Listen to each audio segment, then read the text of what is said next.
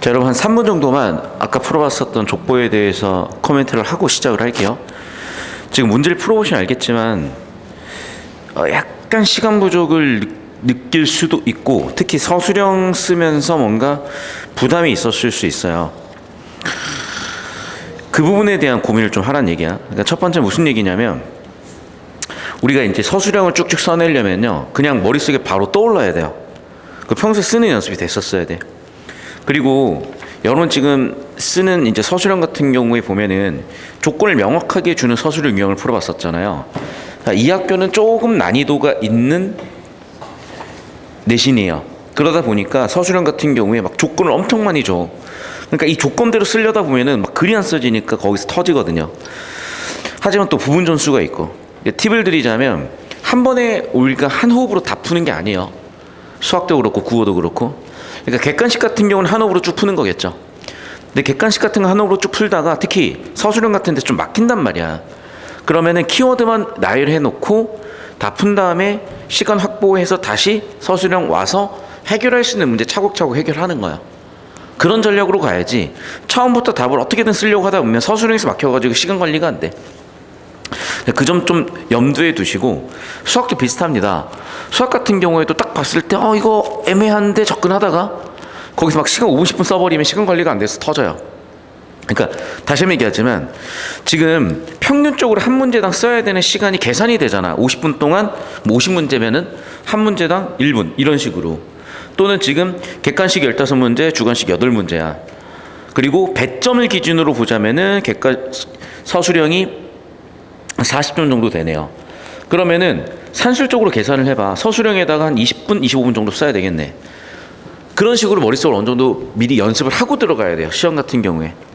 자, 그리고 아까도 얘기했지만, 항상 제가 하는 얘기지만, 여러분이 혹시 게임을 되게 잘해, 막 그랜드마스터야, 그래서 브론즈 애들 존나 양악하고 다녀 라는 느낌이 현생에서도 들 수가 있다고요. 무슨 얘기냐면, 저도 원래 공부를 아주 잘했던 건 아니에요. 물론 이제 공부는 안 했어요. 저는 그냥 초등학교, 중학교 때 그냥 안 해도 항상 잘 나왔고, 특히 내가 공부의 감각을 딱 깨우치고 나서는, 제가 모의고사를 치잖아요, 고3 때는.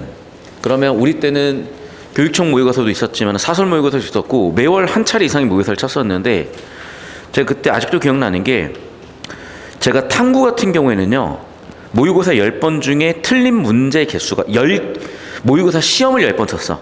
그 중에 8번이 100점이고 틀린 문제가 2문제야. 토탈. 무슨 느낌인지 알겠어요? 자, 무슨 얘기를 하는 거면 이런 거야. 여러분이 일단 공부를 딱 지금 고등학교 공부를 시작하는 시점에 있고, 당장은 쉽지 않더라도 이 3년 동안 뭔가 한번 마스터를 찍어보라고요. 그리고 나서 마스터를 찍고 나면 보일 거예요. 현실 세계에서도 분명히 뭔가 내가 정확하게 준비가 되고 알고 있으면 너무나 편해지고 쉬워지는구나. 그러니까 오히려 여러분 생각을 해봐. 게임도 마찬가지예요. 막 브론즈, 막 실버에서 막 삐비적거리고 있는 애들이 있고 마스터까지 찍어버린 애들이 있어. 인생도 마찬가지고 공부도 마찬가지라는 거예요. 그래서 일단 이 공부에서 좀 마스터를 찍어보는 경험을 해보셨으면 좋겠고, 그렇게 2, 3년이 유의미한 경험으로 여러분 이 시기에 남아야 20살 이후에 여러분의 삶의 방향성이 잘 잡히실 겁니다. 그래서 좀 그런 얘기를 하고 싶었고, 다시 한번 말씀드리지만 구체적으로 내신 족보 어떻게 풀고 우리가 배운 것들 어떻게 적용하는지에 대해서는 한 2, 3주 정도 진행을 하면 좀 더 느낌이 잡히실 거고, 자, 오늘은 2단원에 있는 허생전 같이 한번 좀 정리해보는 시간을 가질 거고요. 일단 내신 대비라서 내신 요점 정리도 해드리겠지만은 작품 해석도 같이 들어가 보겠습니다. 영상 끊었다 갈게요. 자, 이렇게 교과서의 왼쪽 같은 학습활동 같은 게 서술형이나 객관식으로 출제될 수 있는 유형들인데, 출제될 가능성이 높은 것들만 제가 정리해 드리고요. 얘는 지금 무슨 얘기하고 싶은 거냐면 이런 거, 얘들아 잘 들어. 우리가 문학작품을 읽어낼 때는요, 정서나 분위기를 읽어내는 거예요. 그러면 얘를 판단하기 위해서 필요한 게 있어. 그게 근거야. 저는 근거 원인을 cause라고 썼고 결과를 effect라고 쓰죠. 그래서 C2라고 제가 보통 구조를 잡으면 이런 거야. 그래서 벌써 1번 문제부터 근거를 가지고 감상을 하라라는 작품 감상의 방법을 알려드리고 있는 거고, 뭐 굳이 예시답안은 여러분이 안 쓰셔도 될 것 같아요. 문제로 내는 거는 이게 아니라 작품 들어가서 낼 거니까. 그래서 우리가 문학작품에서 읽어낼 거는 아까도 얘기했지만 정사 분위기고, 근거를 바탕으로 감상하고 거기서 끝나는 게 아니라 여러 가지 관점 비교도 해보라는 거죠. 이게 문학작품을 감상하는 과정이라고 생각하시면 되겠습니다. 자, 구체적으로 이제 들어올 텐데, 일단 좀 교과서에 나와 있는, 그리고 교과서의 좀 전반적인 얘기, 이 작품에 대한 전반적인 얘기를 먼저 좀 하고 갈게요. 그리고 고1 교과서기 때문에 그 눈높이에 맞춰서 수업함을 좀 미리 말씀드리겠습니다. 그래서 고3 수능 대비나 이런 거랑은 많이 결이 달라. 그래서 제 영상들을 좀 감안하고, 이제 중학생에서 고1이 갓된 학생들이 듣는 수업이기 때문에 그거 감안하고 보시면 되겠어요. 자, 일단 파란색으로 되어 있는 해설을 같이 좀 읽어볼게요.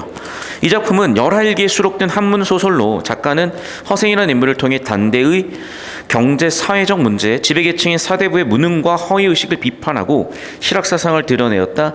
특히 현실성 없이 추진되던 북벌정책과 지식인들의 반청의식을 공격하고, 이런 비판에서 한 걸음 나아가 더 적극적인 상행위를 통해 부국 이민의 방도를 시급히 마련할 것을 주장하였다. 잘 들어. 여기 있는 워딩은 전부 시험 출제될 워딩들이라서 다 중요해. 근데 여러분이 그냥 흘려 읽으면 단 하나도 기록되지, 머릿속에 기억이 남지 않아요. 그래서 차근차근 좀 설명을 할 텐데, 자, 첫 번째 형광펜은 장르에 대한 얘기야. 자, 이 부분을 좀 설명을 드릴게요. 그러니까 장르랑 동의어는 갈래입니다. 그래서 첫 번째 쓸게.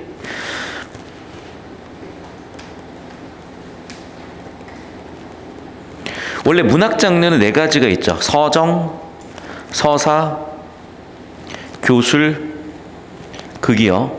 이 4가지 분류하는 기준에 대해서도 사실 학문적으로 전공적으로 있는데, 여러분한테 그걸 묻는 내신은 거의 없어요. 그리고 얘를 지금 여기서 해버리면 또 덩어리가 너무 커지니까 이건 나중에 설명을 드리고요. 자, 그러면 여기에 나와 있는 이 장르들에 대해서 잠깐 설명을 할게요. 고전소설이 있죠. 잘 들어. 외울 필요가 전혀 없어요. 그러니까 우리가 이렇게 내신 요점 정리를 하다 보면 자꾸 이런 걸 외우려고 드는데, 잘 들어. 이건 외우는 게 아니야. 왜 그런지 설명을 할게. 고전소설이냐 현대소설이냐를 가르는 기점은 1894년 가부경장이에요. 그 이전 작품들은 전부 다 고전이고 그 이후 작품들은 전부 다 현대예요. 이해됐어? 그러니까 갈래 고전소설이다 현대소설이다 이거는 외울 필요가 없는 거예요. 당연한 거니까. 옛날 써준 거면 다 고전이야. 언제? 1894년 2년이면 됐어. 그러니까 대체적으로 옛날 느낌이다 그냥 고전이라고 생각하시면 돼. 그리고 두 번째, 이게 고전소설이라고 해서 고전소설만의 특징이 있는데 그걸 가지고 문제를 만들긴 애매해요. 그래서 항상 나오는 장르 분류지만은 그냥 가보경장을 기점으로 분류해 주시면 돼요. 어려울 거 없어. 두 번째, 단편이나 장편이냐 이런 것도 마찬가지죠. 단편이면 분량이 작다는 얘기겠죠. 장편이면 길다는 얘기겠죠. 그리고 그 분량 기준이 있긴 있어. 근데 여러분한테 그런 분량 기준을 묻는 내신 문제도 없어. 자, 세 번째는 이제 한문소설이라는 거예요. 봐봐. 한문소설하고 또 뭐가 있겠니 그러면? 한글소설이 있죠. 다른 건 없어요. 한문 아니면 한글소설이야. 왜 그랬냐? 훈민정음이 창제되던 이전 시절에는 한문밖에 없었고 이후에도 주류는 한문이었기 때문에 어쩔 수 없이 한문 문학도 우리 문학으로 편입됐던 거예요. 그렇기 때문에 딱히 갈래에서 외울 게 전혀 없습니다. 자, 두 번째, 내신 요점 정리를 하다 보면은 이런 성격 같은 거를 정리해 주시고 비판 풍자인데 이건 거의 사실상 잘 들어 주제와 표현법이라고 생각하시면 돼. 주제는요 뭔가에 대한 비판이요. 조선 현실에 대한 비판이요. 그거를 표현한 방법은 풍자를 쓴 거야. 됐죠? 그러니까 성격도 어떻게 보면 외운다기보다는 당연한 겁니다. 그러니까 우리 이미 읽었잖아. 자, 허생전에 대해서 다시 한번 예를 좀 제가 그림으로 그려 설명을 좀 한번 해볼게요. 자, 우리가 살아가고 있는 시대는요, 예를 들면 농업혁명이었을 수도 있고 뭐 산업혁명이었을 수도 있고 언제일 수도 있어. 그럼 허생이 살고 있던 이 시대는 뭐냐면 조선 후기란 말이에요. 시대정신 1. 조선 후기. 두 번째, 이 조선 후기에 허생이라는 사람이 있었던 거고, 주변에 허생의 아내도 있었고 여러 가지 사람들이 있었을 거 아니에요. 됐니? 자, 그러면 이 시대에 살기 좋았고 행복했고 태평성되고 그랬냐? 그게 아니라는 거예요. 그게. 그리고 어느 시대고 문제가 있긴 해. 근데 이 시대의 문제는 되게 좀 남달랐고 되게 특이했어요. 자, 첫 번째, 조선 후기의 지배 질서, 통치 질서는 뭐였냐면 성리학이었어요.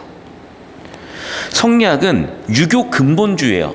이슬람 근본주의처럼. 그럼 근본주의로 가버리면요, 우리의 현실 삶과 괴리가 돼요. 그러니까 예를 들면 지금 이슬람 문화권에서도 근본주의 세력들은 아예 여성들을 막 다 둘러싸게 하고 다니고 집 밖에도 못 나가게 나가요. 근데 여성들 사회활동 해야 될 거 아니야. 그러니까 너무 그렇게 현실과 괴리된 걸 한단 말이야. 그러면 문제가 생겨. 근데 지금 중동 지역 같은 경우는 당연히 자원이 풍부하니까 문제가 안 되는 경우도 있겠지만, 조선시대는 또 그런 자원이 풍부하지도 않았던 거야. 결국 유교 근본주의로 가가지고 실용적인 문제가 생긴 거야. 그래서 그 문제를 해결하겠다고 실학이 나온 거죠. 그럼 결국에는 야, 실학을 해야 되라고 하면은 맞아 죽어요. 왜? 이게 통치 질서니까. 그러니까 결국에는 유교 근본주의 통치 질서를 비판하고 대안을 제시하는 글이에요. 근데 이걸 그냥 얘기했다가는 맞아 죽으니까 얘를 허생전을 통해서 표현한 거죠. 그럼 봐. 이 왼쪽이 원관념이고요. 이쪽이 보조관념이야. 근데 원관념을 표면적으로 드러내는 경우는 거의 없었어요. 그리고 이 보조관념만으로 표현했어. 그래서 원관념을 숨기고 보조관념만으로 표현하는 이걸 풍자라고 해요. 됐죠? 그리고 풍자는 다시 한번 얘기하면 첫 번째, 원관념 숨기고 보조관념만으로 표현하고, 두 번째, 비판이 있으면 풍자예요. 그래서 정리하면 이거죠. 이런 유교 근본주의가 팽배했었던, 그래서 실제적인 문제가 있었던 조선 후기에 대안을 실학으로 내놓고 싶은데 그걸 대놓고 얘기했다가는 그 시절에 깜빵이 갈 테니 이걸 원관념을 숨기고 보조관념만으로 표현하고 비판하는 풍자 형식을 통해서 이 사람의 주제의식 허생전으로 표현했다는 겁니다. 되셨죠? 자, 다시 한번 복습합니다. 풍자는 1번 뭐라고? 보이냐? 쓰면 보이니? 보여? 1번 뭐라고? 원관념 숨기고 보조관념만으로 표현하는 거. 두 번째 뭐라고? 비판이 있어야 된다는 거. 그래서 성격은 비판, 풍자 당연히 나올 수밖에 없었겠구나. 그러니까 내신 대비로 외우더라도 이렇게 이해를 통해서 반복하시면 훨씬 피로도가 덜하고 잘 외워질 겁니다. 자, 세 번째, 시점은 전지적 작가 시점인데, 이게 현대소설에서는 이렇게 퉁치가 힘든 게 시점이 왔다 갔다 하는 경우들도 많고 그래요. 근데 고전소설은 일반적으로 하나의 시점을 견지하는 경우도 많고, 특히 3인칭이면서 속마음을 얘기하고 있으면 확인이 될 겁니다. 자, 네 번째, 주제로 가기 전에 배경도 중요한데, 그래서 제가 아까 얘기했었죠. 시대적, 공간적 배경 중요하다고. 그래서 효종 17세기. 왜 그러냐면 이때가 가장 조선이 힘들 시기예요. 왜? 이미 임진왜란 거치면서 병자호란 거치면서 외란호란이 4번이 터지잖아. 4번이 터진 이후에요, 이게 지금. 그러니까 맛이 간 거야, 아예. 그리고 봐봐. 전쟁 4번을 아주 그냥 난리가 났어요. 그러면은 이건 문제가 있다는 게 너무나 명백해졌는데도 해법을 안 찾고 있으니 얼마나 답답했겠냐고. 그러니까 일단 작가 자체가 그런 조선의 문제가 극에 달했던 그 시대를 시대 배경으로 세팅한 겁니다. 그래서 부연 설명을 좀 해드리면, 일단 외란 2번 있었죠. 호란도 2번 있었죠. 아예 맛이 갔죠. 그럼 이런 사회적 문제가 극에 달했기 때문에 그럴 문제를 지적을 해야 자신의 주장도 힘을 받기 때문에 이때를 배경으로 한 거야. 두 번째, 공간은 외울 필요는 없고요. 일단 당연히 서울에서 시작을 했겠죠. 한양에서 시작을 했겠죠. 그 다음에 안성, 제주, 변산, 국외도 갑니다. 이유가 있어. 일단 서울에서 시작을 했을 거고요. 뭔가 이 사람이 경제적인 해결이나 경제적인 힘을 발휘할 수 있는 공간들, 안성이나 제주 같은 곳이 있었단 말이야. 그래서 안성, 제주가 세팅이 됐었구나 보시면 되겠어요. 그 다음에 다섯 번째,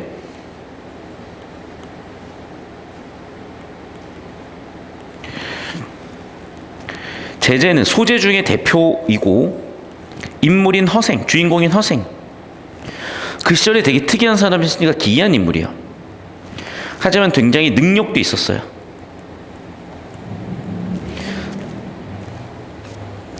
그럼 이 제재를 통해서 보여주고 싶었던 주제는 뭐냐면,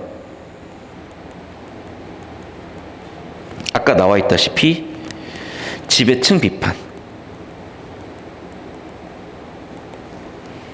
해법 제시라고 보시면 되겠어요. 자, 마지막, 그러면 그 주제 특징을 좀 더 자세히 살펴보면 첫 번째, 비범한 능력을 갖고 있는 사람이 문제 지적을 하고 대안 제시를 하고 있다. 그 문제는 뭐다? 조선의 통치 질서인 성리학이다. 대안은 뭐다? 실학이다. 그리고 이것을 실제로 실현도 해보죠. 이렇게 정리하시면 되겠습니다. 자, 제가 어차피 여러분 나눠드린 프린트에 있는 내용이지만 다시 한번 쓰게끔 하는 이유가, 여러분 서술형 아까 풀어보시면 알겠지만 이게 머릿속에 딱 박혀있고 손으로 써내는 연습이 안 돼 있으면 잘 안 나와요. 그래서 자꾸 반복 연습시키는 거니까 잘 해두시고, 어차피 하루에 1시간 정도는 국어 해야 되지 않겠니? 그래서 어제 수업 듣고 오늘 수업 듣고 하면은 하루에 1시간, 한 5시간 정도로 국어 공부 그냥 끝내시고 가세요. 혼자서 막 뭐 할 거 없어. 어차피 하지도 않아. 딱 이렇게 정리하시면 돼요. 학교 수업 듣고 수업 때 같이 저랑 정리하시면 마무리 완료. 제가 계속 봅시다. 한번 전체 흐름을 좀 잡고 나가 볼게. 일단 허생이라는 인물이 있었어요, 초반에. 그런데 돈은 안 벌고 자꾸 글만 읽고 있으니 아내 입장에서는 황당하지. 그러니까 돈 안 벌어 오냐고 난리를 친 거야. 어떻게? 아유, 나가야지. 돈 벌러 가. 그래서 일단은 자본이 필요하기 때문에 돈 많은 사람한테 돈을 꾸고요. 그걸 통해서 매점 매석을 합니다. 잘 들어, 얘들아. 이게요, 독과점이거든, 실제로. 그리고 기업의 이유는 독과점 했을 때만 창출이 됩니다. 그러니까 되게 착각을 하는 게, 여기 있는 수많은 간판들 있죠. 돈 못 법니다, 여러분. 돈 못 벌어요. 돈 벌고 있다고 여러분이 생각을 하거든. 잘 들어. 생계 유지 플러스 알파 정도예요. 근본적으로 자본적으로 변할 수가 없어. 예를 들면 딱 눈에 띄는 게 삼성 있어. 근데 봐봐, 삼성 대리점이잖아. 삼성 대리점이요, 큰 돈 못 벌어요. 누가 벌어? 삼성이 벌어. 삼성은 왜 벌죠? 우리나라 스마트폰 시장을 독과점하고 있잖아요. 자, 또 눈에 띄는 게 뭐니? SK, LG, KT죠. SK, LG, KT가 왜 돈을 버니? 간단한 거야. 통신 시장을 세계 업체가 독과점하고 있잖아요. 왜 독과점을 하면 돈을 버냐? 독과점을 해야 해당 서비스에 대한 가격 결정권이 기업에 생겨. 그러면 기업은 그 가격 결정권을 가지고 가격을 결정할 수가 있고, 그러면 이윤이 남고 그 이윤을 재투자해서 혁신을 지속할 수가 있는 거야. 그렇기 때문에 기본적으로 우리가 뭐를 한다, 사업을 한다, 또는 혁신을 만들어낸다, 독과점할 수 있는 사업을 해야 되는 거예요, 항상.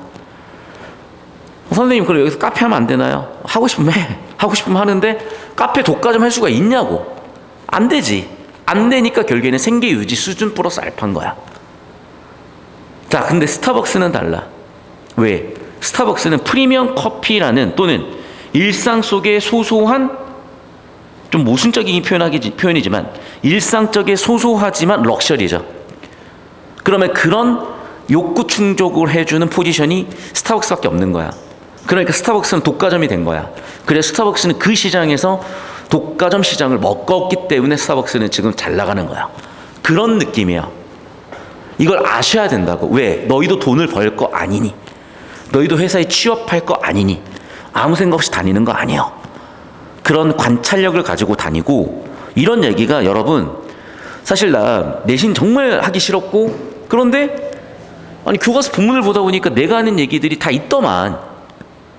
그래서 아까 수업할 때도 학생들이 처음에는 이러고 있다가 선생님 했던 얘기가 다 교과서에 있는 얘기구나. 맞는 얘기예요.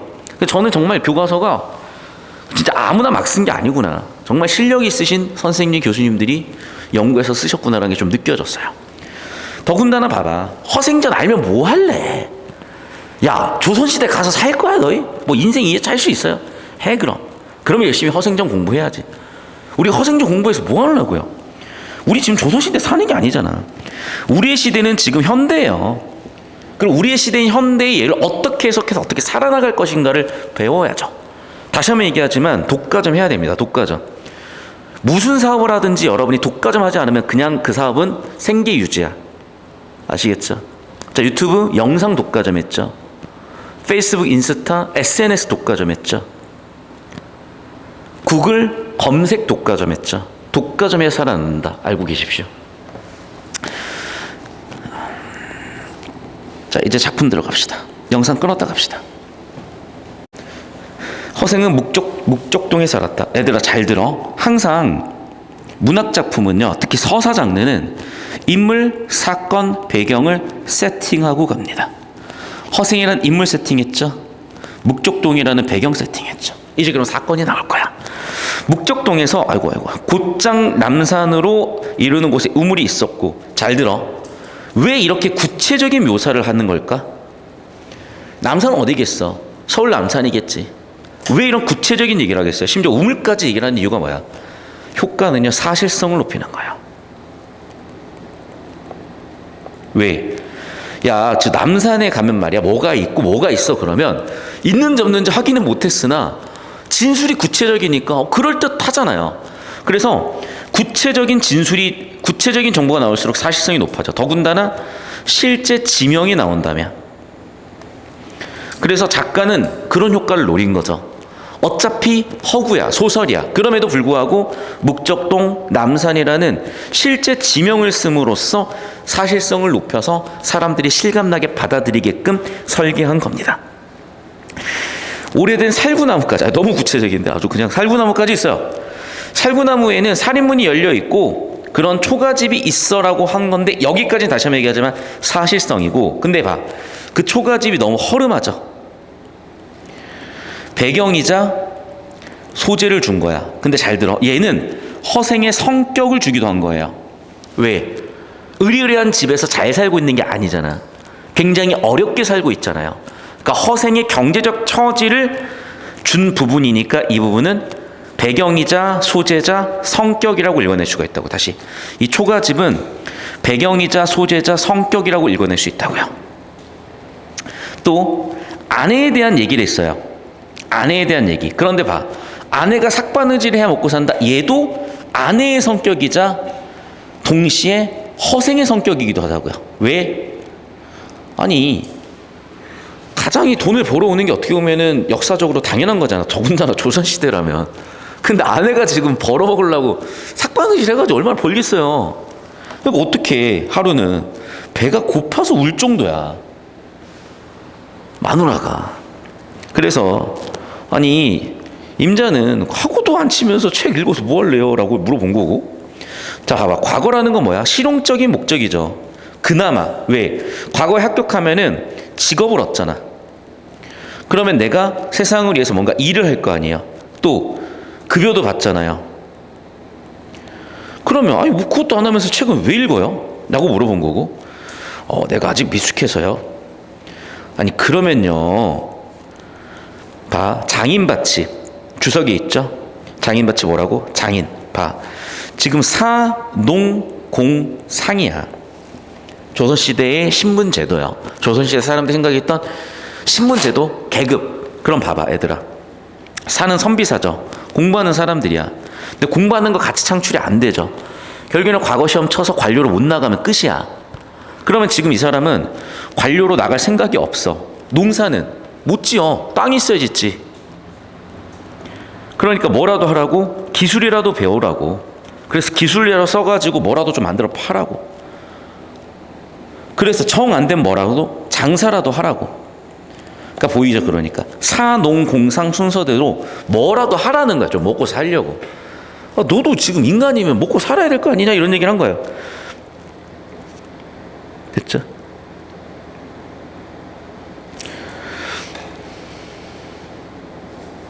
계속 볼게요. 그러면서 막 승질 내고 뭐 그러면서 이제 그럴 수밖에 없죠. 아내는 왜? 답답하니까. 그래서 아내가 이렇게 하니 어쩔 수 없이 허생은 이렇게 반응을 하면서 이제 문제 해결을 해줘야죠. 경제적 문제를 해결해 줘야죠. 자, 그럼 이제 여기까지는 첫 번째 장면이요. 첫 번째 장면으로 허생이라는 인물이 세팅이 됐고 아내와의 갈등 사건, 허생이 살고 있었던 배경이에요. 다시 여기서 트리거가 된 건 아내와의 갈등이죠. 그래서 이제 허생은 시작했습니다. 허생의 삶을 시작했어요. 자, 두 번째 장면입니다. 자, 근데 봐, 허생도 알고 있었던 거야. 봐봐, 장사 본시 미천이 드는 법이다. 즉 무슨 얘기예요? 장사도 뭐야? 상행위.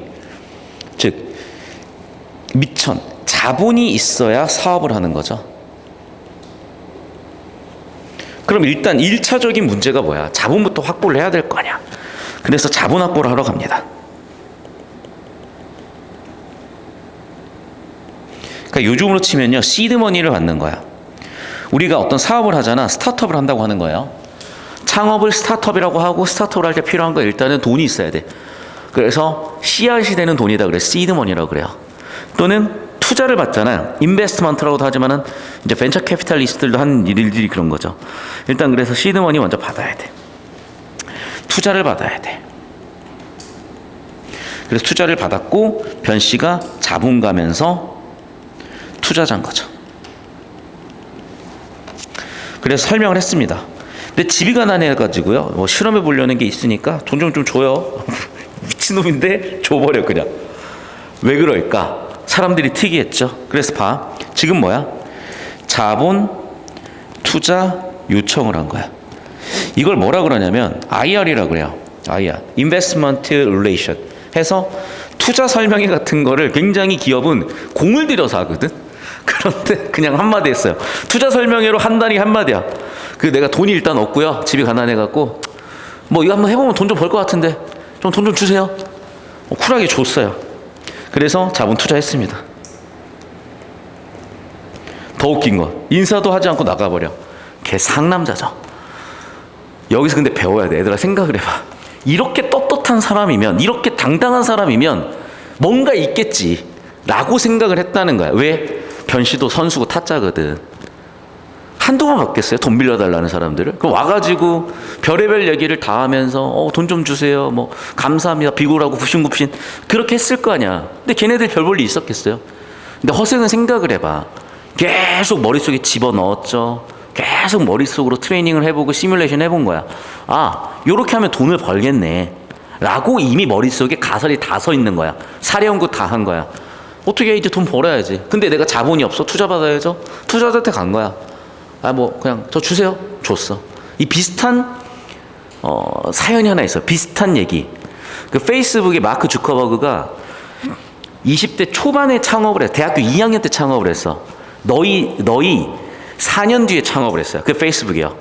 페이스북 창업한 지 2년 만에 투자를 어마어마하게 받았는데 그때 얘가 진짜 악권이었어. 투자자 미팅에 15분 늦었고요. 의도적으로 잠옷을 쳐입고 갔어요. 그러면 투자자 입장에서 보통의 사람 뭐라고 생각해? 저리 꺼져겠죠. 왜? 너무 무례하잖아. 일단 15분을 지각했다는 게. 두 번째, 비즈니스 미팅인데 정장을 입고 가야 될 사람이 파자마 입고 갔으면은 쓰레빠 찍찍 끄고 신고 간 거야. 그럼 누가 봐도 저건 뭐지 싶을 거 아니야. 그게 오히려 전략이죠. 왜?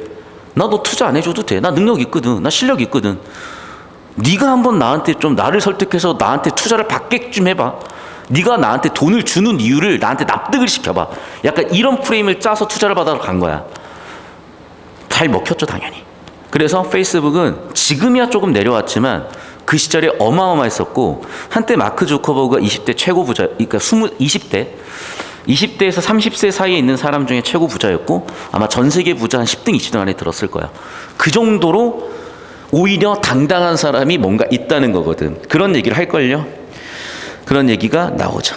그러니까 사람들이 보니까 뭐 저 새끼는 도대체 뭐하는 새끼요가 된 거죠. 뭐하는 새끼지? 그 물어본 거야. 뭐 아세요? 몰라. 왜 줘요 근데? 인 거죠. 아이고 니네가 뭘 알겠니? 니네가 안목은 있니? 변 씨도 그러니까 대단한 사람인 거죠.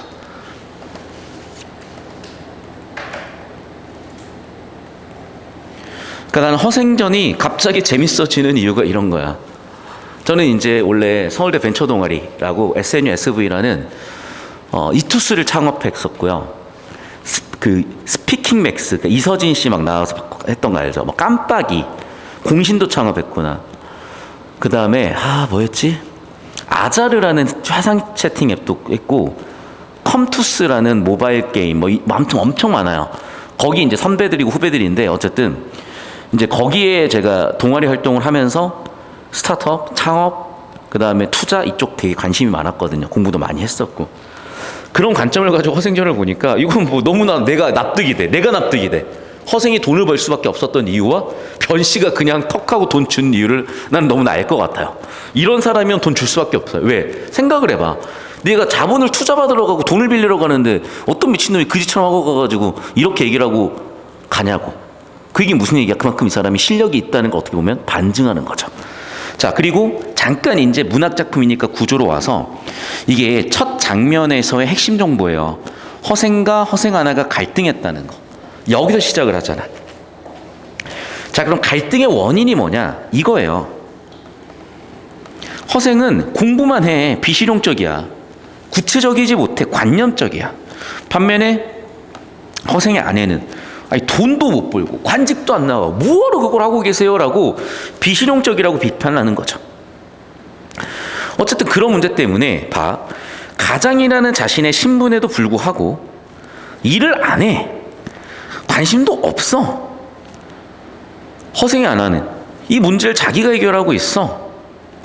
그러니까 당연히 당신도 돈 좀 벌어 와 할 수밖에 없는 거죠. 됐습니까? 그래서 이 갈등의 양상에 대해서는 다양한 해석이 있습니다. 그래서 선생님이 일단 해석을 좀 따라가시고 학교 선생님 해석을 따라가시고 일단 저는 표면적으로 여기 나와 있는 이 요점 정리가 꽤 괜찮은 것 같아요. 그래서 일단 저는 이렇게 정리해 보겠습니다. 자, 두 번째 장면은 지금 허생과 변 씨가 나오죠. 자, 허생 그지예요. 근데 이건 경제적으로 무능하다. 저는 좀 여기 워딩이 잘못된 것 같다. 그러니까 현재 시점이야. 현재 그냥 돈이 없는 거지. 이 사람의 경제 관념, 머릿속에 있는 지식이나 능력은 뛰어나. 근데 그냥 내가 행하지 않았을 뿐일 거야. 그리고 당당하고 자신만만한 태도를 잃지 않았는데 더 중요한 게 뭐냐면 그 근거야. 왜 그래? 이 사람은 이미 준비가 되어 있기 때문에 저는 그런 것 같거든요. 그런데 이쪽에서는 약간 전통적 관점으로 해석을 한 것 같아. 허생이란 존재가 비판받는 근거에 대해서, 그러니까 허생이란 존재를 비판하고, 왜 초반에는 아무것도 안 하고 쳐놀고 있잖아. 그러니까 허생을 비판하는 근거는 뭐야? 조선 후기에 경제적으로 무능하고 몰락한 양반 계층이란 걸 근거로 해서 관념적 비실용적 사고를 하고 있다고 비판하는 이 구조를 짜기 위해서 허생을 이렇게 정리해 놓으신 거예요. 여기에서는. 근데 제 생각은 오히려 허생은 유능한 사람이라고 좀 보여요. 준비가 돼 있으니까 당당하고 자신만만한 거죠, 사실은. 그러니까 양반이라서 허례허식 때문에 능력도 없는 게 겉으로만 잘난 척하는 게 아니라 실력이 있으니까 잘난 척한 걸로 저는 보여요. 왜? 실력을 보여주잖아요. 이제 돈 엄청 벌어요. 뒤에 보시면 알겠지만. 그리고 그렇게 똑같이 돈 번 사람이 누구냐? 삼성이야. 좀 이따 설명해 줄게. 변씨 한양 1등 부자야. 처음 본 허생에게 돈을 빌려준 만큼 배포가 크고 대범한. 그러니까 능력 있는 사람과 능력 있는 투자자가 만났으니 사업이 안 되겠니? 되지. 그리고 이제 전통적 관점을 이렇게 해석을 한다는 거죠. 됐죠? 여기까지. 그리고 실존 인물이었대요. 그러니까 요즘으로 치면은 누구야? 이재용. 그러니까 방구석에서 책만 읽고 놀던 베이노가 이재용을 찾아가서 돈을 이렇게 빌렸다. 뭐 이런 얘기겠죠. 됐죠, 여기까지. 이건 약간 조금 불안한데 나중에 볼게요. 자, 계속 봅시다. 야, 니네가 뭘 아냐? 맞죠? 모르지. 투자자 안목을 니네가 어떻게 알아? 계속 볼게요. 야, 남한테 내가 아까 했던 얘기죠. 뭘 빌리러 온 사람 말이야. 어떻게? 과장을 한단 말이야. 또 믿어달라고 먼저 자랑을 한단 말이야. 그런데 어떻게? 자신의 속마음은 못 감추는 거야. 자신의 속마음은 거짓이거든. 비굴해, 부끄럽거든. 아무리 떠벌리고 하더라도. 그런데 쟤는 뭐야? 오히려 외면은 엉망진창인데 실질은 다 갖추고 있잖아 지금. 그렇기 때문에 오케이, 한번 내가 줬고 한번 해보라고 투자를 해본 거야. 그러니까 여러분, 우리가 벤처 캐피탈리스트, 줄여서 VC라고 하거든요. 이 VC의 타율이요 10%에서 20%예요. 그러니까 내가 10군데 투자하면 9군데가 쫄딱 망한다는 얘기야. 한 푼도 못 건져. 그러니까 VC가 예를 들면 시드머니로 들어간 보통 1억 정도가 들어가요. 그러면 1억씩 10억 투자하잖아. 그 중에 9억은 그냥 빵원으로 나와. 근데 그 1억짜리가 100억이 돼서 튕겨져서 나오는 거야. 그런 느낌이야. 그리고 약간 자본 운용 규모가 큰 사람들은 예를 들면 10억씩 투자하는 곳들이 있어. 100억씩 투자하는 곳들도 있고. 그러면 100억씩 10곳을 투자해서 1000억을 투자하잖아요. 그러면 나머지 9개 회사는 다 망해요. 그 중에 한 개 회사, 100억 투자했던 한 개 회사 갑자기 1조짜리가 돼 있는 거. 예를 들면 그런 식으로 비즈니스 모델을 가져가는 게 벤처 캐피탈리스트고, 어쨌든 이 사람도 그런 조선시대에 이미 벤처 캐피탈리스트의 면모가 있었던 거야. 계속해서 볼게. 그러니까 이 사람도 리스크 테이킹 했다는 얘기예요. 주지 않으려면 그만이지만 이미 주었는데 어떡해. 실험해 보려는 거야. 이 사람도 지금 뭐 하는 거야? 리스크 테이킹 하는 거예요. 알아. 뭐 실험이지. 뭐 그게 맞을 수도 있고 틀릴 수도 있지. 근데 돈은 어쨌든 항상 벌 수는 없어. 나도 실험 한번 해보는 거야. 나도 리스크 한번 가져보는 거야. 한편 만금을 빌린 허생은 다시 집으로 돌아가지 않고, 안 돌아갔지. 사업해야지. 자본금이 생겼는데, 투자금이 생겼는데. 이제 어떻게? 안성으로 내려갔어요. 왜? 자, 잘 들어. 경제의 기본은 상업이에요. 유통이라고. 그럼 그 시절에 우리나라 유통의 길목이 어디야? 안성인 거야. 이해됐어요? 물류의 핵심이야. 자, 잘 들어. 쿠팡은요, 여러분, 물류 회사야. 쉽게 얘기하면 안성 뭐다? 쿠팡이라고 생각하시면 돼요. 왜? 봐. 너희 물건 어디서 사? 쿠팡에서 사요. 생필품이야. 아무리 부자도 다 쿠팡에서 로켓 배송 받아. 자, 반대로 판매자는 그러면 자기가 물건 생산해서 원래는 직접 소비자한테 갖다 줘야 되지. 또는 마트에 갖다 줘서 마트에서 팔았지. 또는 택배회사를 통해서 보냈지. 이제는 어디다 보내? 쿠팡 물류센터에 보내요. 이해됐어? 그 사업 모델이야. 옛날하고 지금하고 똑같다고. 얘는 하나 더, 이 똑같은 걸 누가 했냐? 삼성, 이병철 창업주가 있어요. 여행을 다니다 보니까 보이는 거야. 만주 지방에 사과가 1,000원이나 해? 잠깐만, 대구는 100원인데? 대구에서 실어 나르면 되겠구나. 그게 삼성의 시작이에요. 사과를 먼저 팔아서 대구에 있는 사과를 100원에 사다가 만주에 1,000원에 판 게 삼성의 시작이라고. 이해됐어? 그래서 이런 어떤 경제 체제가 갖춰지지 않은 상태에서 시작은 뭐냐? 이 물류 핵심을 잡는 거야. 어떤 분야든 있어요. 자, 그럼 비슷한 게 뭐야? 유튜브죠. 나는 봐, 유튜브에다가 내 생산물을 올리지. 소비자는 소비를 하지. 알겠어요? 그걸 뭐라 그러는 거냐? 요즘의 말로 플랫폼이라고 하는 거예요. 알겠어? 다시 한번 얘기하지만 이건 플랫폼 비즈니스야. BM은 비즈니스 모델을 의미한다, 얘들아. 그래서 조선시대의 안성지방이라고 하면은 물류의 중심이자 플랫폼의 역할을 했던 거예요. 길목이 플랫폼이야, 얘들아. 내가 얘기했지? 삼성 이병철 회장이 아마 허생전을 읽으셨을 수도 있어. 그래서 어떻게? 과일을 매점 매석한 거예요. 자, 내가 매점 매석, 즉 독과점 했기 때문에 가격 결정권이 생기지. 따라서 이윤 창출이 되지. 창출된 이윤으로 기술 개발, 투자, 혁신을 할 수 있었던 거예요. 됐죠? 그래서 뭐 했어? 그 시절 말로는 매점 매석. 요즘에 스타트업 학문 용어로는 독과점 시장. 됐죠? 근데 그 시절 관점으로는 이런 상행위를 여전히 비판적 관점을 보고 있는 거죠. 그러니까 여러분은 여기서 더 나가셔야 돼요. 다시 한번 얘기하지만 이런 독과점이 나쁘기만 한 게 아니라니까. 독과점을 해야 가격 결정을 할 수가 있고, 그 가격 결정을 해야 이윤 창출이 되고, 그 이윤은 네 명품 사고 술 먹고 다니는데 쓰라는 게 아니라 그 이유는 어디다 쓰라고? 혁신하는 데 쓰라고. 그럼 세상이 더 좋아지는 거죠, 당연히. 이거야. 이게 사업하는 이유고 사업하는 구조야. 이해하셔야 돼요. 이게 entrepreneurship. 이게 바로 창업가 정신, 기업가 정신이라는 거야. entrepreneurship. 계속해서 볼게요. 얼마 지나자 허생에게 곱절의 가격을 팔았던 됐고. 그러니까 다시 한번 얘기하지만 조선시대 관점이기 때문에 아이고 조졌네 이런 얘기를 하는 거야. 어휴 조졌네. 그러니까 여전히 비판적 관점이지만 여러분 이걸 현대적 관점으로 재해석하시려면 이렇게 하셔야 돼요. 아시겠죠?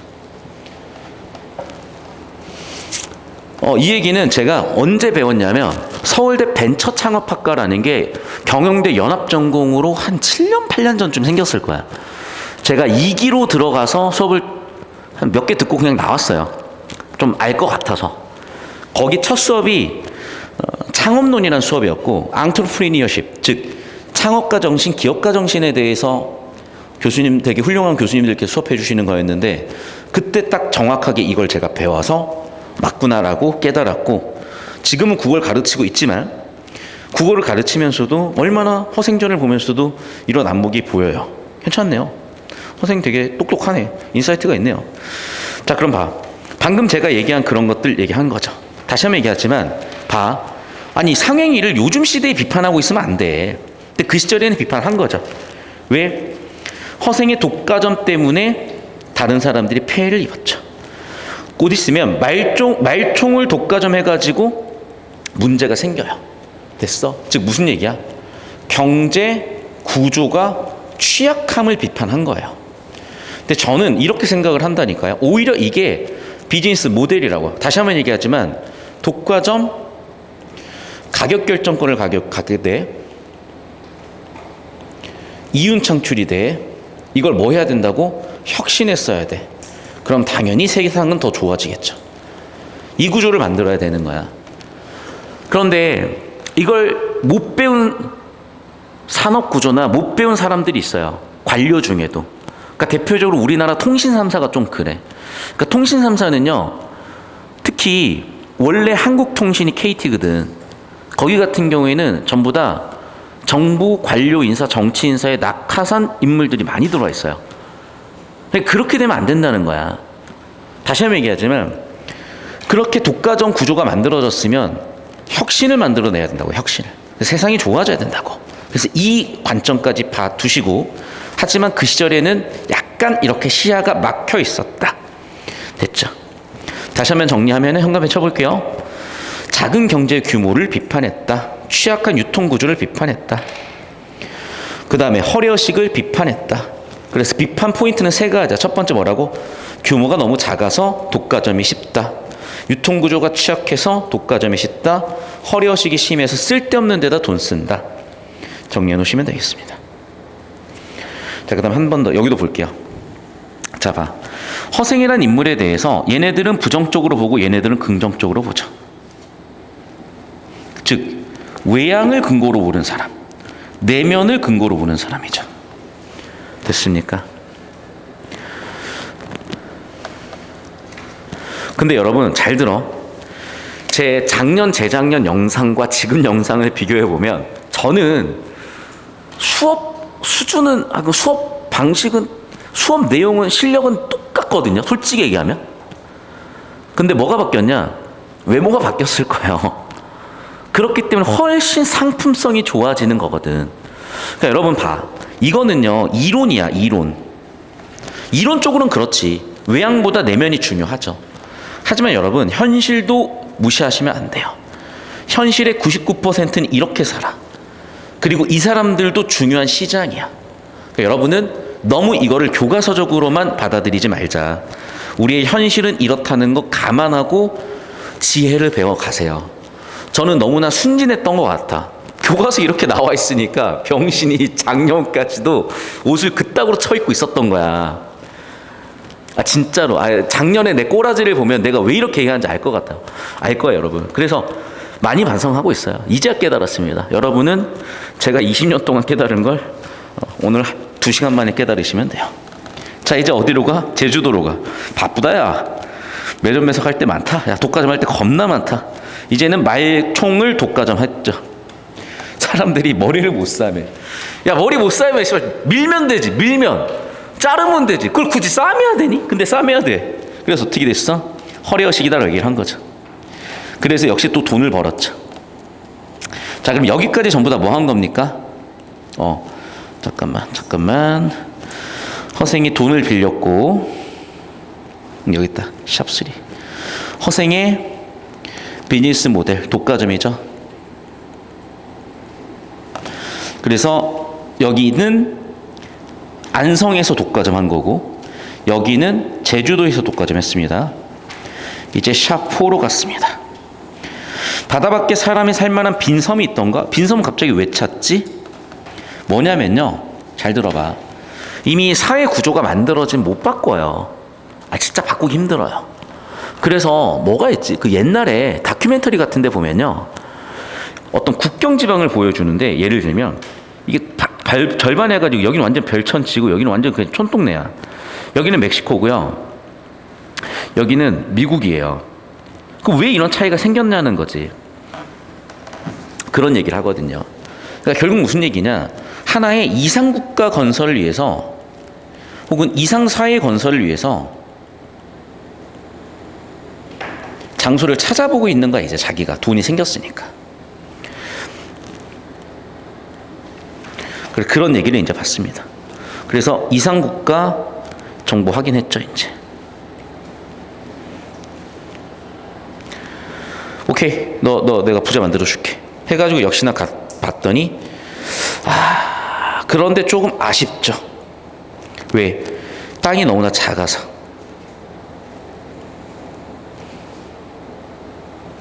됐죠. 자, 그럼 봐봐. 샵4는 뭐예요? 이제 이상향 건설을 준비하는 단계예요.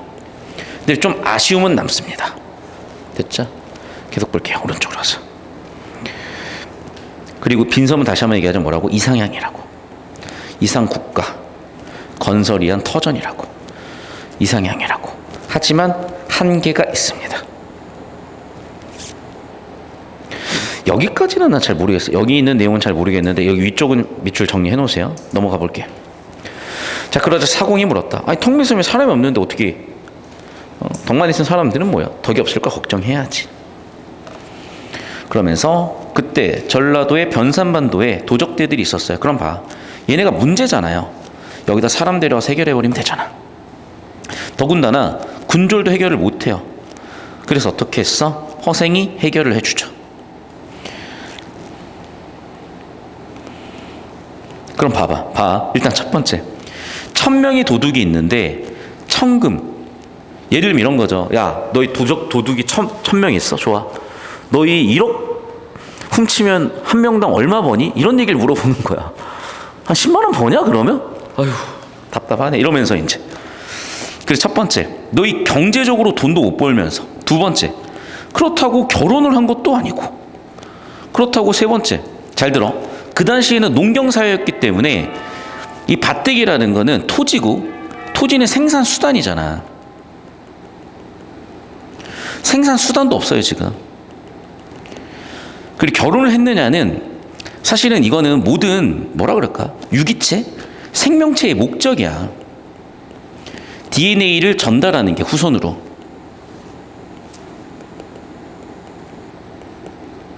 내 DNA를 내 후대에 전달하는 거. 그럼 얘네는 지금 해결한 게 하나도 없어. 도둑질을 해도. 그럼 뭐 하냐는 거야.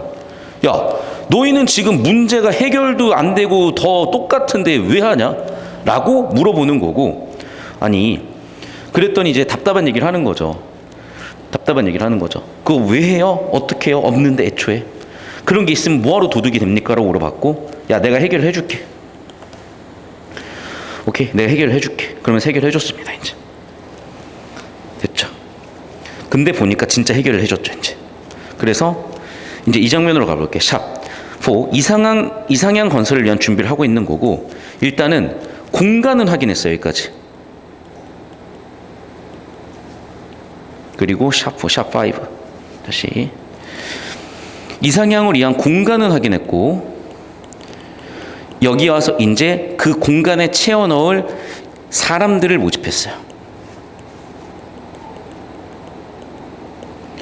자, 그리고 여기서도 분석적으로 보면은 그 시절의 문제점을 지적하는 건데, 그러니까 조선의 현실이죠.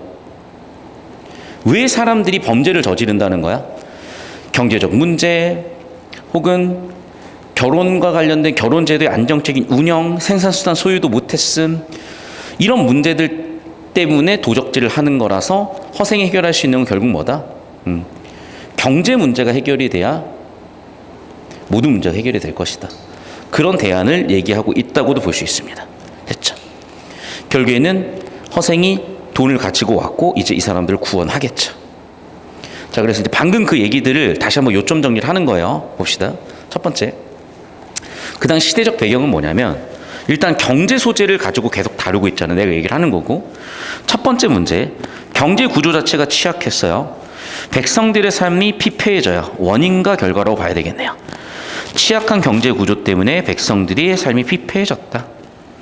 그 근거를 보면 첫 번째, 사, 농, 공, 상에서 보면 알겠지만 공업과 제조업과 상업을 천시했어요. 이게 제일 큰 원인이야. 상공업이 천시됐어요. 두 번째, 그러니까 당연히 유통체계도 없었을 것이고, 결과적으로 경제가 박살나 있겠죠. 결과적으로 서민들은 살기도 어렵겠죠. 해결하겠다고 유랑민 도적이 된 게 또 국가적 문제가 되는 거죠. 자, 두 번째 그 시절의 문제, 사회 제도적 문제인데, 원래 권력층들이 몰락했죠. 그리고 대안 세력이 등장했죠. 그럼 얘네가 분명히 문제가 있는 거거든. 그래서 이 양반들, 이 지배층들이 무능하다, 허위다라는 게 비판 풍자의 대상이 되면서 사회 불안이 더 생겼겠죠. 그럼 이 사회 불안을 해결하는 방법은 뭐겠어요? 때려잡는 게 아니에요. 양반이 개혁돼야지. 양반이 각성을 해야죠. 자, 그러면 그 대안이 뭐였다? 실학사상이었다 해요. 북학론이었다는 거예요. 왜? 자, 실학은 뭐야? 양반층 문외한 원인이었던 성리학을 해결하기 위해서. 두 번째, 그러면 이미 망해버린 명나라에서 뭐 성리학 끝났다니까? 이제 청나라 같이 실력 있는 나라들한테 배워야 된다는 거야. 됐죠? 정리하면 그래서 실용적 학문 실학, 그 다음에 청나라 문물 도입하자 북학론. 왜? 그 시절에 청나라는 우리가 맨날 오랑캐라고 얘기하더라도 결국에는 선진 국가였으니까.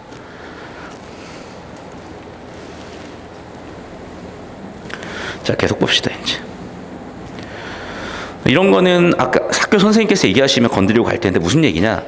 그러니까 조선시대의 한계를 해결해보고자 허생전 빈섬으로 홍길동전의 율도국이라고 가정해보고 이상세계를 건설하는 시뮬레이션을 돌려본 거야, 소설로서. 그래서 이걸 위정자들이나 양반들이 좀 읽고 좀 고민을 해보고 해결을 해보라고 하는 그런 작가들의 욕구가 있었겠죠. 자, 그래서 이제 샵 6, 이제 이상국가 건설하러 갑니다.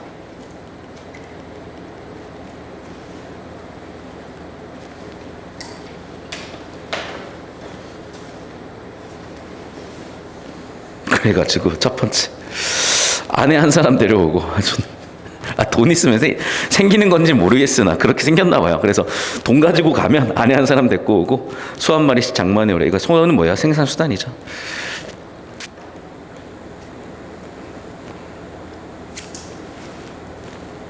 자, 그리고 허생이 도적을 모두 다 해결해 버리니까 문제가 해결이 됐죠. 그리고 이상국가를 만들었어요. 이제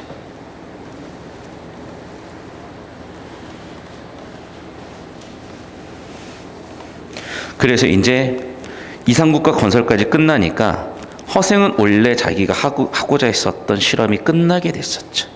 그래서 가설 확인이야. 자, 무슨 얘기인지 잠깐 설명드릴게요. 이게 창업론 관련된 거거든. 영상 끊었다 바로 갑시다. 이라고 맨 처음 배우는 과정이 있어요. 거기에 수업을 핵심만 제가 빠르게 3분 동안 정리해 드릴게요.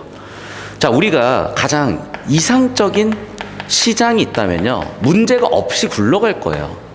하지만 현실의 시장은 당연히 문제가 터지죠. 이걸 마켓 페일리어,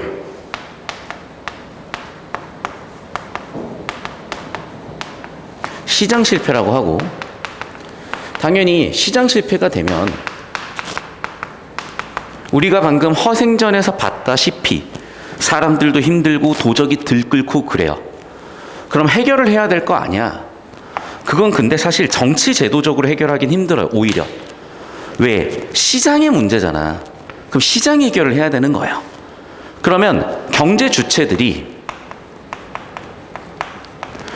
소비는 가게가 하고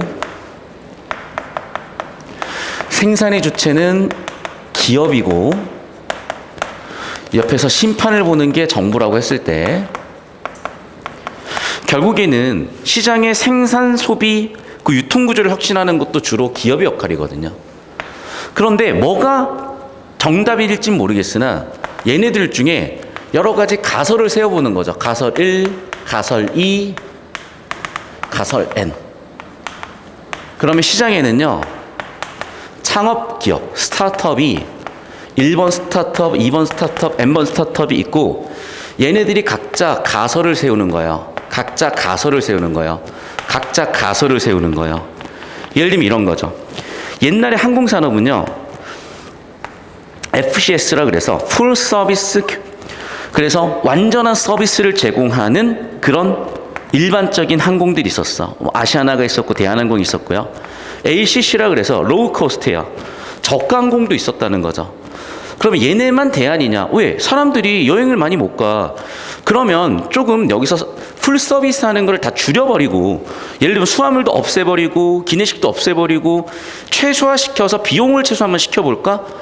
여기서 생겼던 문제를 한번 여기서 해결해보자 하는 거죠. 예를 들면 이런 식으로 기존의 시장 실패들이 발생했을 때 수많은 스타트업들은 가설을 세우고 그 가설을 검증합니다. 이제.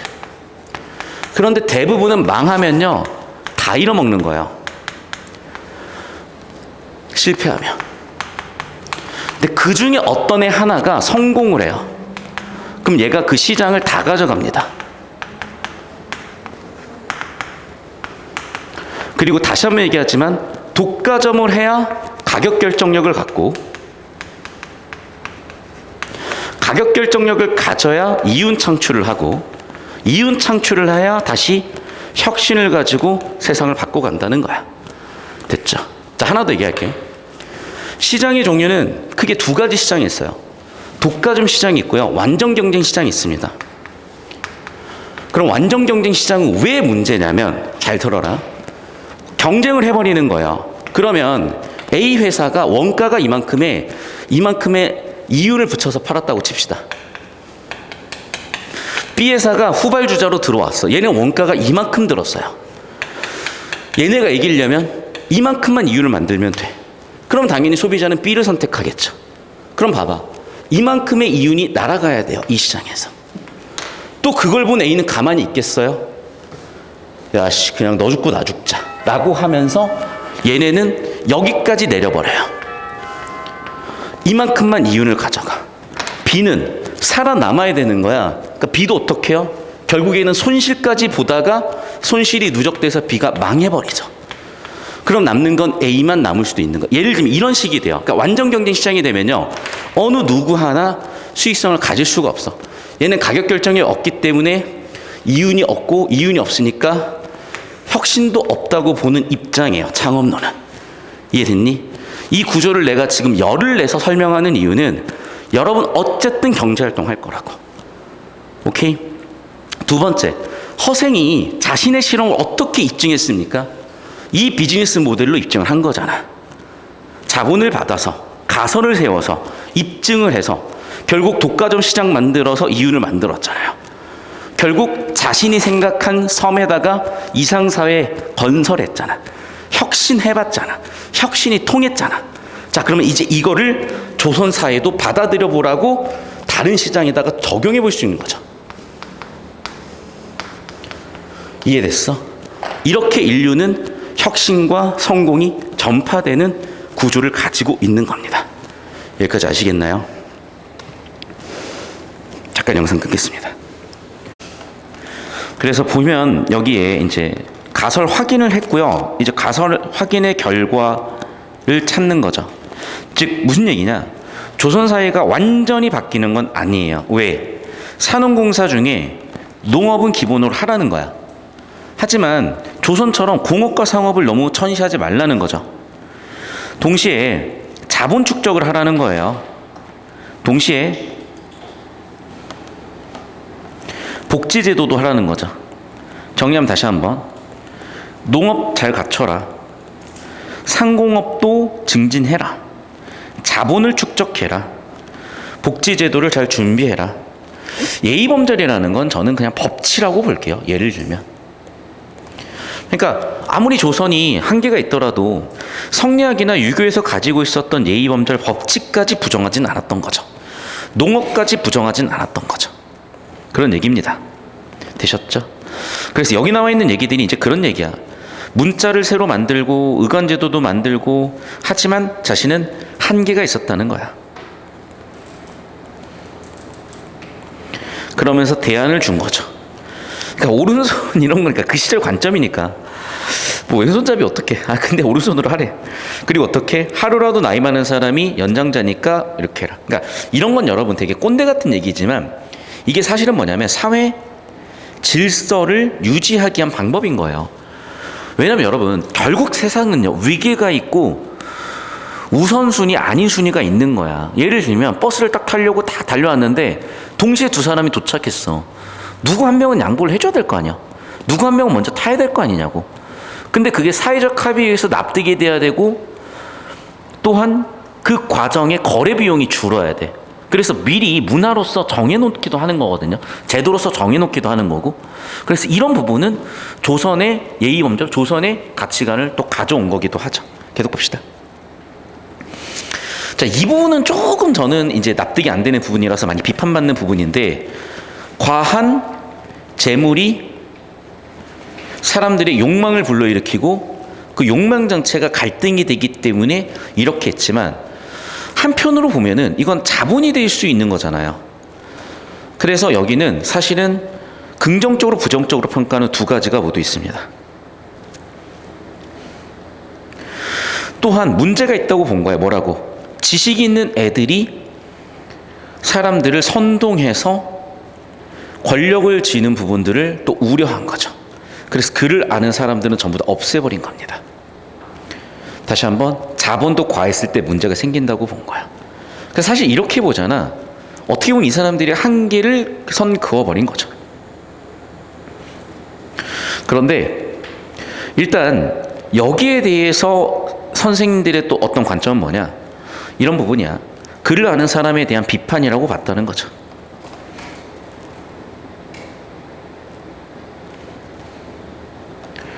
자, 이제 8번. 자, 돈은 있으니까 사람들을 구제했고요. 그리고 이제 다시 투자금 회수해줘야죠.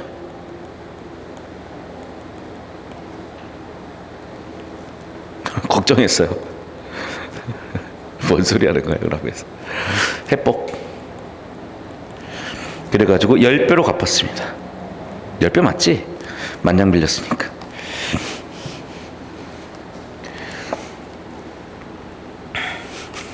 장사해놓고 장사 끝이가, 그러니까 이 사람도 약간 캐릭터 못 잡고 있는 거야. 제가 장사해가지고 돈 벌어놓고 투자금 돌려줄 때는 당연히 10배로 돌려줬으면 뭐 안 받겠다고 하면은 굳이 화를 낼 이유는 없을 것 같은데 화를 냈습니다. 그래가지고 막 이런저런 얘기가 있어요. 그리고 이제 8, 여기까지 돈을 갚았고요. 이제 여기서는 9, 집으로 돌아왔죠. 넘어갑시다. 그래서 허생원이 집 나간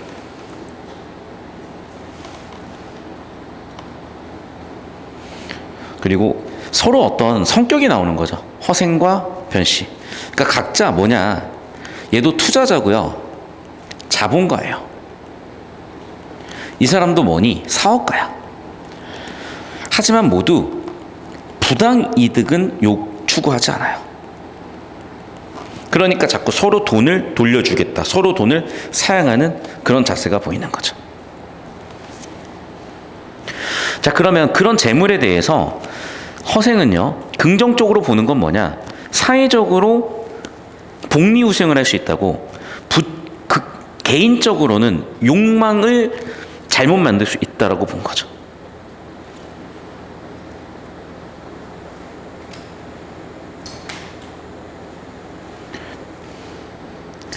그 집으로 들어와서 완전히 이제 무소유하면서 살고 있는 거죠. 왜?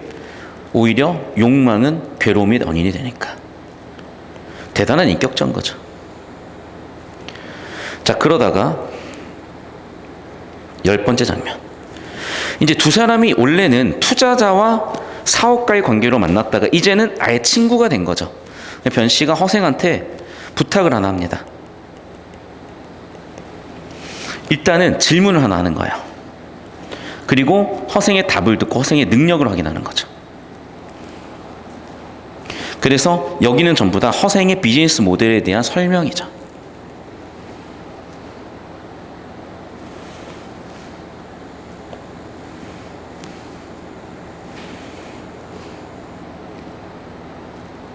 계속 오른쪽으로 가볼게요. 잠깐만, 좀 읽으면서 가볼게요. 중요한 내용이라서. 봐. 변 씨가 물어봤어요. 어떻게 돈을 그렇게 많이 벌었습니까? 쉬워요. 일단 조선이란 나라의 한계가 있습니다. 결국에는 조선의 경제 구조가 원인이에요. 즉, 경제 구조가 한계가 있기 때문에 독과점이 가능하다는 거죠. 근데 여러분, 이거는요, 어디든 마찬가지야. 무슨 시장이든 독과점이 사실 가능해요. 그러니까 조선의 경제가 취약한 것도 맞긴 하거든.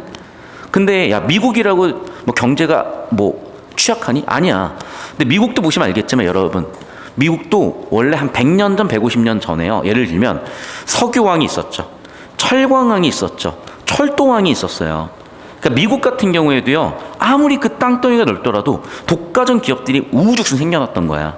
근데 문제는 내가 얘기했던 대로 이윤 창출의 혁신으로 가야 되는데, 사실 얘네들 이윤 창출에서 혁신으로 간 게 아니라 더 큰 이윤만 추구한 형태로 가버리다 보니 사회적 모순이 생겨버린 거야. 그래서 제도적으로 법적으로 반독점법이라는 게 생겨났어요. 그래서 따라오시면 지워버렸네.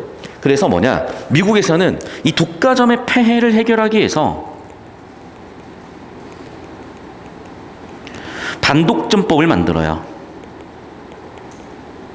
예를 들면, 자, 어쨌든 허생의 관점에서는 조선의 경제 구조가 독과점을 가능하게 했다는 겁니다. 두 번째, 독과점이 가능하다고 해도 아무나 독과점 하지 않는 이유는 왜 그런 거냐? 작은 장사꾼들이기 때문이라는 거야. 하지만 나는 큰 장사꾼이기 때문에 독과점이 가능했다는 거죠. 계속해서 독과점이 가능했던 이유를 두 가지로 보고 있어요. 첫 번째, 외부적 원인, 조선. 두 번째, 개인적인 이유, 나는 장사꾼이 아니라 사업가니까, 문제 해결하는 사람이니까. 계속 봅시다. 그래서 독과점하는 얘기를 해준 거야. 됐죠? 그러니까 이 인사이트를 잘 배우셔야 돼요. 다시 한번 얘기하지만 여러분이 사업가가 되겠다는 생각이 있다면. 하지만 이런 사재기 방법은 어떻게 인민을 해치기만 한데, 내가 근데 얘기했지, 이걸로 이윤 창출한 걸 혁신을 만들 수 있으면 꼭 그런 것만은 아니라는 거라고. 혁신을 만들어낼 수 있으면. 계속 봅시다.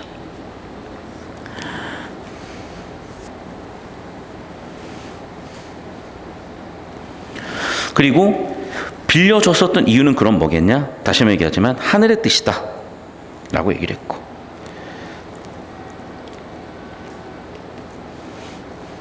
그리고 다시 한번 얘기하지만 내가 그 사람의 복에 근거했기 때문이다, 사섭게 하지 않았기 때문이다라고 허생의 가치관이 나오죠. 다시 한번 얘기하면 허생의 가치관은 뭐야? 어쨌든 하늘의 명이다. 두 번째, 복에 의지했다. 약간 운명론적 가치관이죠. 또 사익축을 했으면 안 될 것이다 라고 보는 거죠. 정리하면 이거야. 허생의 가치관 1번 운명론이에요. 두 번째, 사익 추구를 멀리합니다. 굉장히 멋있네요. 맞는지는 모르겠다.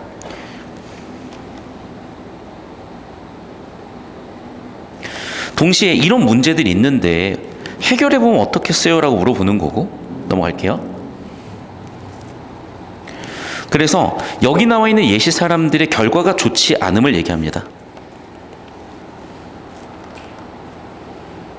자, 그러면 봐봐. 여기까지 이제 변씨는 뭘 확인한 거냐면 허생이라는 인물 성격에 대해서 확인했죠. 잘 들어. 지금 아까까지는 능력을 확인했고요. 여기서는 그 사람의 가치관을 확인할 거야. 그럼 봐봐. 능력도 뛰어난 사람이고 가치관도 뛰어난 사람이에요. 그럼 이 사람이 당연히 중요한 직책을 맡아서 조선의 문제를 해결해주면 얼마나 좋겠습니까? 그래서 이제 조선의 문제를 이 사람한테 해결해보고자 갔죠. 그래서 일단 정치가였던 유력한 정치가 이한을 데리고 간 거예요. 그래서 이한에게 천거를 합니다.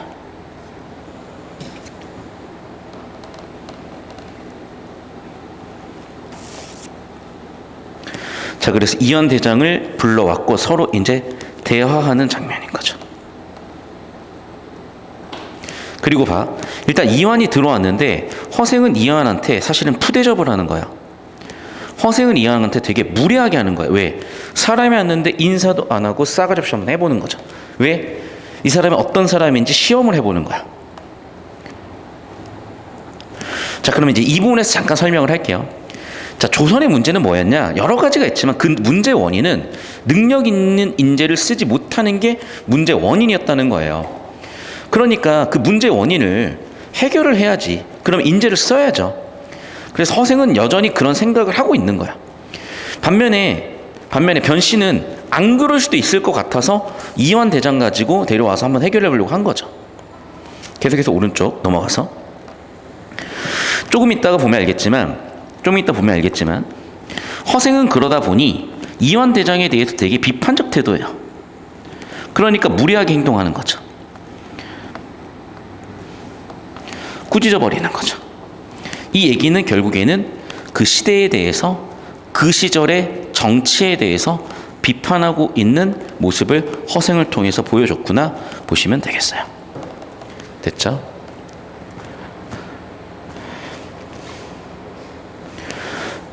자, 필기 다 하셨으면 계속해서 한번 가보겠습니다. 자, 그래도 보니까 봐봐. 이 이완이라는 사람이 인격이 인성이 잘못돼 있었으면 막 싸웠을 것 같은데 이 사람도 좀 조심스러운 거죠. 아, 그래서 좀 부탁드린다고 부탁을 하고 다시 한번 무례하게 하고 반말하죠 이제. 근데 이완은 그래도 사람이 되게 괜찮은 사람인 것 같다. 그러다 보니까 존대를 하네요.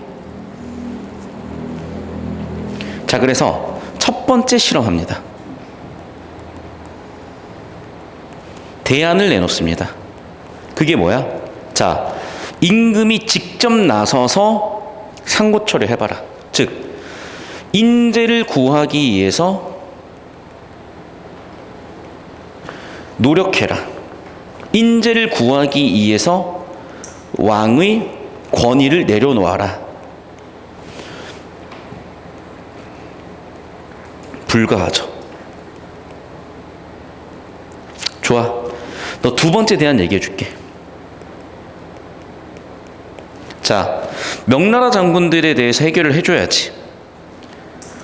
자, 그러면 어떻게 할래? 좋아. 너희 왕족을 시집 보내라.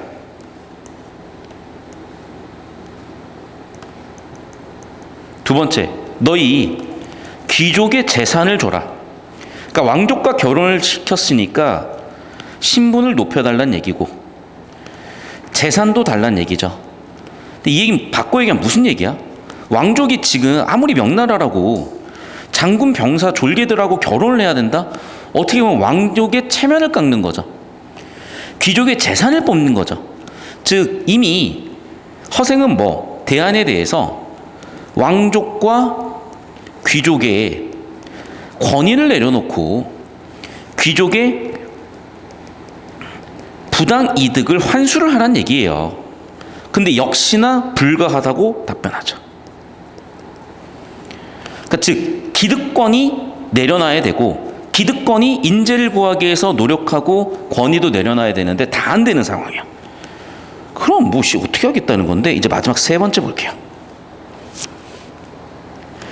대저 천하의 대의를 외치려면 먼저 천하의 호걸일과 사기와 결탁하지 않고서는 되지 않는 법이고 남의 나라 정벌 하려면 첩자를 쓰지 않으면 안 돼. 좋아. 그러면 너희가 중국을 북벌하기 위해서는 어떻게 해야 돼? 첩자를 보내야 돼. 그래서 너희 우리의 인재를 선발해서 우리가 적국으로 여기고 있지만 강대국인 청나라에 유학을 보내. 동시에 첩자로 보내. 이걸 시키라는 거죠. 동시에 귀족들은 그렇게 해라. 일반인들 거기 가서 경제활동해. 시킨 거죠.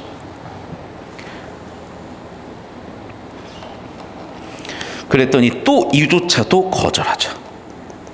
그럼 할 수 있는 게 없죠 지금. 그래서 거기에 대한 반박의 근거는 뭡니까? 반대의 근거는 뭡니까? 사대부라는 거예요. 예법 때문이라는 거야. 허례허식 때문이죠. 당연히 열받는 거죠. 그래서 허생은 거기에 대한 비판을 야물딱지게 합니다. 자, 다시 좀 정리할게요. 왼쪽에. 자, 허생전에 등장하는 주요 인물을 좀 정리해놨는데 일단 초반부 도입은요. 허생과 허생의 안에 갈등에서 시작을 했죠. 그리고 그 갈등은 사실은 허생이 능력이 부족했고 실천도 하지 않았기 때문에 그 부분을 비판한 거예요. 사실은. 즉 실용적 사고를 근거로 비판한 거죠. 계기를 준 사람이죠.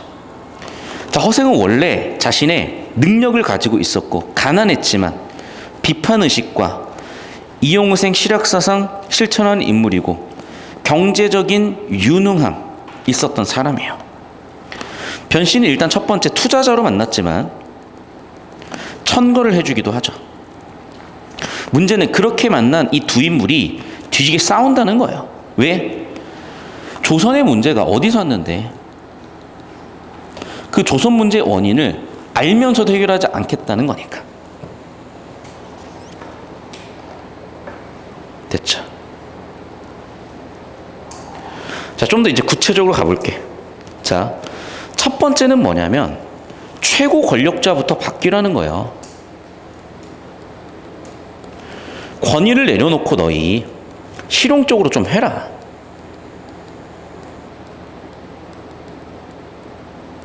하지만 불가하다고 한 거고. 자, 두 번째는 뭐라고요? 자, 그러면 왕족이나 귀족들이 역시 권위를 좀 내려놓고 너희의 재산을 좀 나눠라. 역시 안 된다는 거죠. 세 번째는 그럼 뭔데? 기존의 통치 질서, 기존의 문화, 아무리 문제가 있더라도 변화할 수 없다야. 아니, 모든 문제 원인을 해결할 수 없는데 그게 되겠니? 가 되는 거고, 그 극단적인 갈등의 요점은 실리 중시냐 명분 중시냐, 성리학이냐 실학이냐, 이 차이로 보시면 되겠죠.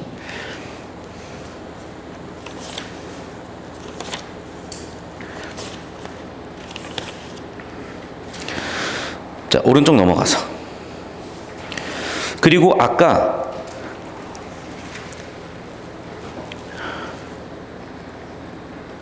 허생이 얘기한 예시들에 대한 정리입니다. 번옥이라는 사람이 있었고 무령왕이라는 사람이 있었는데, 번옥이라는 사람, 무령왕이라는 사람 모두 허례허식 X, 실리, 때때로 자신의 체면도 중요하지 않아요. 목적 달성하는 데 집중했다는 겁니다. 그게 유능하다는 거죠. 그래서 기존 예법의 얼매인 사대부들 무능의 허례허식 관련성 다 비판했다. 이렇게 보시면 되겠어요. 계속해서 볼게요. 그러면서 이제 어떻게 해요? 고사 인용을 통해서, 역사 인용을 통해서 비판하죠.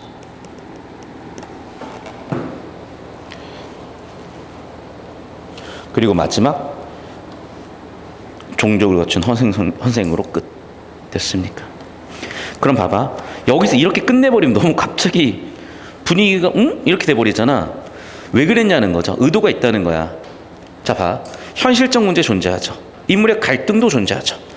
해결하지 않고 여운을 열어놔 버렸어. 그럼 목적이 뭐냐? 첫 번째, 해결 안 될 거야 라고 보는 거예요. 두 번째, 허생 인물 성격에 맞다는 거죠. 세 번째, 독자들한테 열어놓은 거예요. 이런 세 가지 목적 때문에 이런 구조를 짰구나. 자, 그러면 여러분, 제가 필기해드린 내용은 다 내신 필기 출제 포인트입니다. 잘 필기해 놓으셔야 되고, 이걸 학교 수업을 또 듣고 제 수업을 또 듣다 보면 같은 걸 두세 번 하니까 지루해 할 수 있는데 아니에요.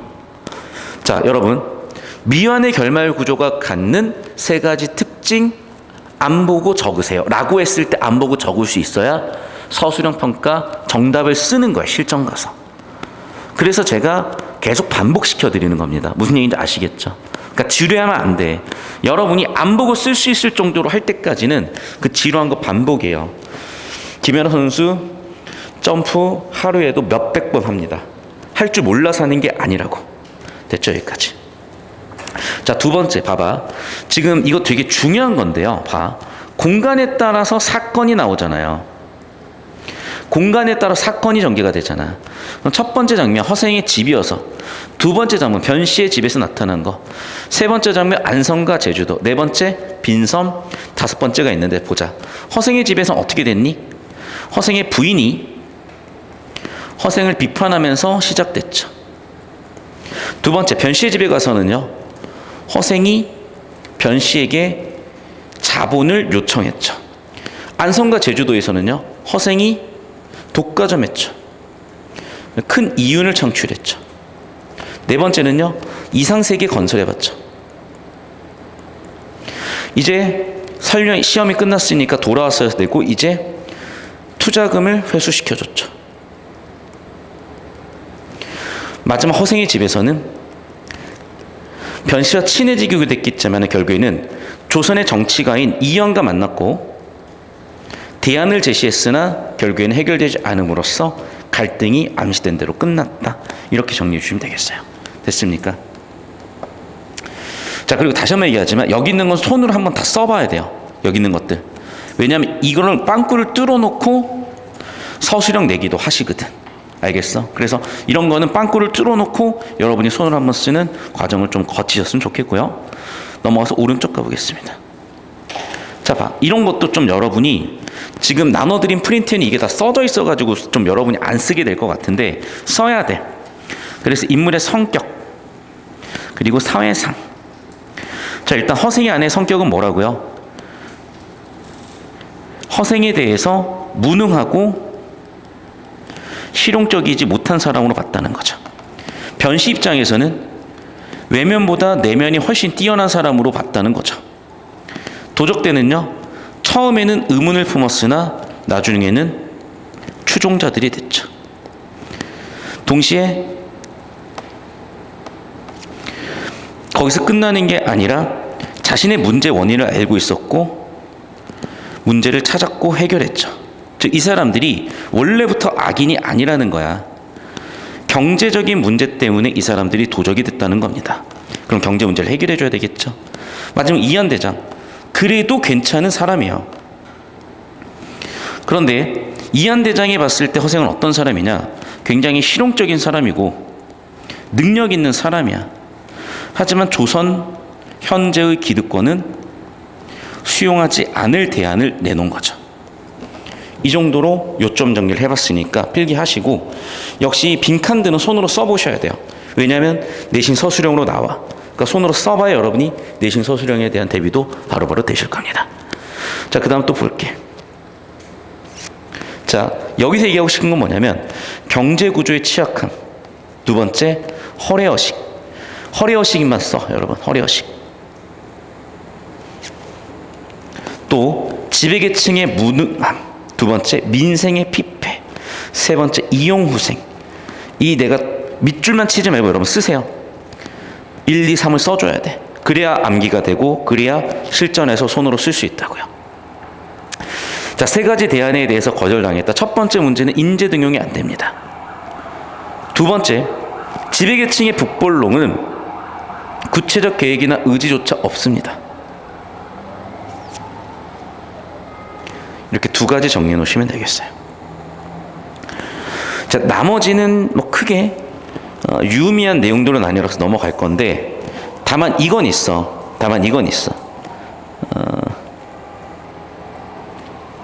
지금 뭐냐면 허생이 안의 성격에 대해서, 변실한 인물의 성격에 대해서, 이한 대상의 성격에 대해서 물어보는 문제가 출제가 될 수 있고, 사실 이 부분은 앞쪽에 있는 인물 세팅 가지고 정리할 수 있거든요. 말 나온 김에 다시 한번 여기 나온 주요 인물들 한번 정리해 봅시다. 자, 첫 번째 허생이 나왔죠. 두 번째 허생의 아내가 나왔죠. 세 번째 변씨가 나왔죠. 네 번째 이현 대장이 나왔어요. 자, 그럼 봐. 이 사람들의 대표적인 성격부터 규정을 해볼게. 일단 허생 같은 경우에는요, 사대부였고 원래는 비실용적인 사람이었어. 아내는 그 부분을 비판하는 사람이었던 거죠. 그걸 수용했고요. 그래서 자신의 능력을 가지고 문제 해결을 했고 대안도 보유한 사람이야. 변씨는요, 허생을 판단함에 있어서 내실로 판단하는 사람이죠. 그리고 이 사람은 장사치보다는 경우가 있는 투자자라고 봐야 될 것이고 부당이득은 요구하지 않죠. 이완이라는 사람은 정치가고 나름대로 괜찮으나 한계가 있는 인물이에요. 이 정도로 인물 성격에 대해서 키워드들 기록해 놓으시면 서술형을 쓰거나 객관식 판단하는데 익숙해지실 겁니다. 자, 필기 잘 하시고 정리 잘 하시고. 그래서 이 정도면 지금 우리가 학습활동에서 연습할 수 있는 거는 충분히 괜찮고, 어차피 앞에 있는 내용 반복이거든요. 여러분, 여기서 제가 형광펜 쳐놓을 테니까 이 키워드만 좀 적어주세요. 경제 안정, 백성의 행복, 상행위를 통한 경제 구조, 도적의 양민을 해결해 주었고, 이현대장 교류를 하자. 즉 정리하면 실용적이다, 경제적으로 풍요롭다, 백성들의 안정적 삶이다. 자, 두 번째, 그러면 이 얘기는 무슨 얘기냐? 바람직하다는 가치평가거든. 그럼 바람직하다, 네, 아니면 아니오야. 즉 찬, 반이에요. 찬반이라는 건 주장이죠. 주장에 대한 근거 담겨 있어야 되겠죠. 그런 얘기를 하시면 되겠습니다. 그래서 백성들이 경제적으로 안정된 생활하고 실용이 중시되는 세상이라는 점에서 이걸 근거로 봤을 때 나는 이게 바람직하다라고 주장한 거죠. 자, 하지만 한계도 비판할 수 있죠. 그럼 어떤 한계가 있는 거냐? 이런 거죠. 허생 같은 비범한 사대부 지식인이 주도적 역할을 한다는 한계가 있다는 거죠. 평범한 백성들 단순히 수동적 존재로만 그려진다는 점에서도 한계가 있다는 겁니다. 실제로 아까 보면은 그리는 사람 다 데려가 버리죠. 동시에 자본도 너무 많다 그래서 다 회수해 버리죠. 그런 부분이 조금 한계로 읽혀졌으면 충분하겠습니다. 되셨죠? 네. 자, 이 정도 하면요, 우리가 다 마무리가 됐고, 허생전 오늘 내신 대비로 교과서 강독하고 출제 포인트 잡아보는 게 연습이 끝났습니다. 자, 문제풀이는 학교별로 족보를 다시 한번 풀어보고 연습하는 과정에서 다룰 거라서 다음 주나 다다음 주에 이어서 해보도록 할게요. 자, 오늘 수업은 여기까지입니다. 수고하셨습니다.